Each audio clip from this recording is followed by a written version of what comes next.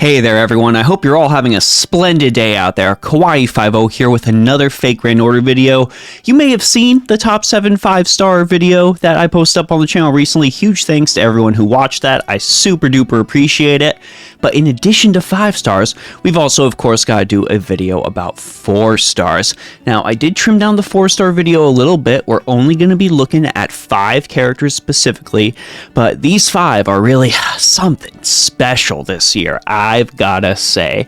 So hopefully this video ends up helping you out, either helping you plan for banners or just getting you hype in general. That is always one of my main goals here, having us all share in our excitement together. So like and subscribe if you enjoyed this video, and let's go ahead and get started with the ranking. Let's of course kick this off with number 5, someone you can actually summon right now. 我が名はヘファイスティオン。史上最も偉大なる征服王イスカンダル第一の腹心なり。いざかけよヘカティックオイル。 Oh man, our first 4-star pretender. I didn't honestly think we would have gotten one so soon after Oberon's release, but Hfon is definitely worth going for if you are playing the currently live El Malloy Case Files rerun event. She is a pretty fantastic single target arts servant that is able to decrease an enemy's buster and arts resistance with her Noble Phantasm, while dealing additional damage on top of that. Basically, Castoria is a huge fan of this character. Her skills are also fairly stacked as well, being able to increase her arts and buster performance, which is most of her cards, so that adds additional value to that skill. She can give herself some little advantage against caster class servants. Alright, neat gimmick, neat gimmick. Her third skill allows her to draw all enemies to attack her, so she can take advantage of her pretender class status to take a few licks for the party, and she is also a servant with a 120% Noble Phantasm charge from her high-speed divine words. Is she going to be as impactful as Oberon? No, not necessarily, but just having a character in an extra class that is 4-star available is going to be huge for a lot of players, especially new players who really haven't had a chance to play around with the pretender class because of how weird and finicky Oberon's Noble Phantasm is. So definitely go ahead and roll for Hfon if you're looking to mess around with the pretender class. Alright, these next 3 servants, well, they show up fairly soon after each other, some even being up at the exact same time. Let's take a look at the first one.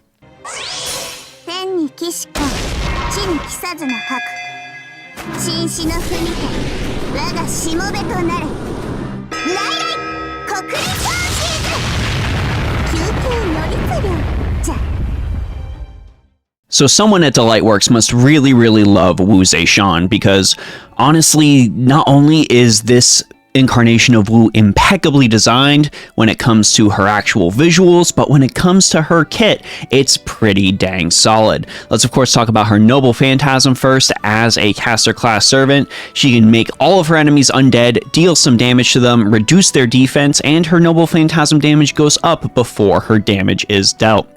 It's pretty neato. On top of that, let's look at her skills. She increases her party's attack, buster performance, and NP generation rate, sort of a solid nod back to her assassin variant with how she increases quick. She can debuff the entire enemy and increase the party's damage against undead enemies, which remember, she can inflict that trait from her Noble Phantasm. And on top of that, the ability to stun all undead enemies, again, can inflict that with her Noble Phantasm, while healing the party and cleansing all of their debuffs, that last bit especially being invaluable for challenge quests. You are probably going to see a lot of people using Wu just because of the amount of flexibility she is able to provide for the party. Overall, just every single incarnation of Wu Shan has been very good to use and very fun to use on top of that. And if they ever add another Wu to FGO, I wonder where their head's going to be. Are we going to get a party-wide art support Wu Shan? Well, only time will tell. Now, let's take a look at number 3.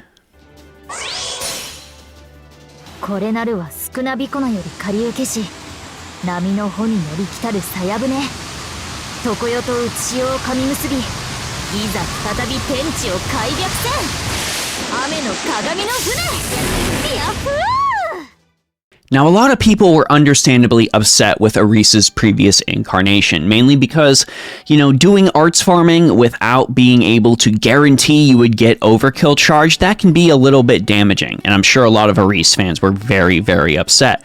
But when it comes to her summer incarnation, my gosh, is she just an arts boss slayer to the nth degree. And she also is a 4-star Avenger class servant. They're giving us quite a few of those 4-star extra classes, just like Hephaestion mentioned previously.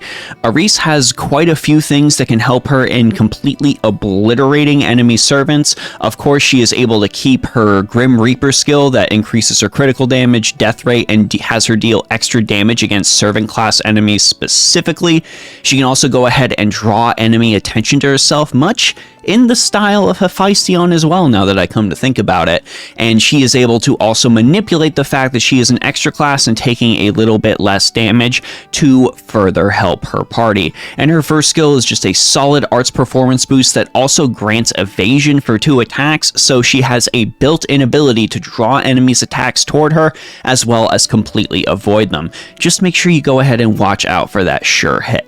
Her Noble Phantasm is just an arts performance boost, dealing a huge amount of damage to the enemy. It deals extra damage to enemies with Curse and has a % chance to instant kill them as well.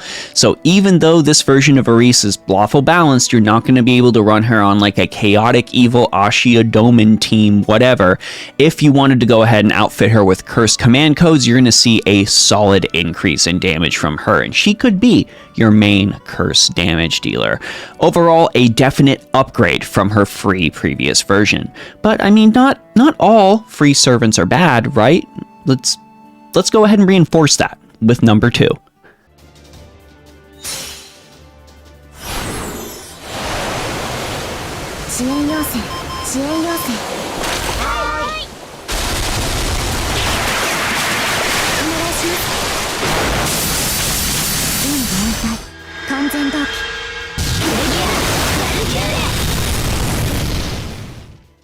So Arctic Summer World is going to grant us one of the most impressive assassins I have ever seen in this game. The Valkyries, you get to pick your own to start with, so there's plenty of opportunities for Valkyries. Go ahead and pick your favorite, but they are going to bring along a pretty solid AoE art servant that you can go ahead and use to completely obliterate your opponents. Now, the fact that this Valkyrie is arts is huge because of her second skill, the ability to increase the party's attack, grant party-wide evasion. That's right, we are getting a little bit of Tristan up in here, but this also increases the NP generation rate of Valkyrie allies by 10 to 20% for 3 turns. Considering your Valkyrie's Noble Phantasm is AoE arts and is going to be a guaranteed NP 5, you should have a pretty solid chance to get some refund, even though this might instant kill demonic enemies. But just, be on the lookout for potentially instant killing those demonic enemies. Her first and third skills are no slouch either, increasing her quicken arts performance and critical damage on the first skill, and on the third skill, that is a targetable 20% NP charge at level 10 with a 3000 HP heal and 10 to 20 critical stars depending on that level as well. Overall, the assassin version of Valkyrie is really, really impressive, and I am incredibly excited to go ahead and get one of these servants on my own. I think I'm going to go for Ortlinde. I think Ortlinde is my favorite, so that will likely be the Valkyrie I go ahead and summon. Let us know which one you're going to pick if you know a little bit about Arctic Summer World. Now, it's great that a free servant is sitting at our number 2 slot, but there is, of course, one more servant. I know a lot of people looking at JP are not going to be surprised that I am picking this servant for the number 1 slot, but what she brings to the game is huge. この世すべてを呪う。この世すべてが疎ましいの。バルムンク、首をはねるわ。我が憎しみを焼き付けろ。 Man, Siegfried has great taste in women, and Konoe Orotsugu's art goes especially hard with this servant. Crime Hilda is... If I said Arts Heracles, would you get mad at me? Because I'm kinda tempted to say Arts Heracles. Hilda is absolutely absurd in what she is able to bring to your team as a berserker. Probably one of my favorite berserkers ever released in the entire game, if we're being upfront about it.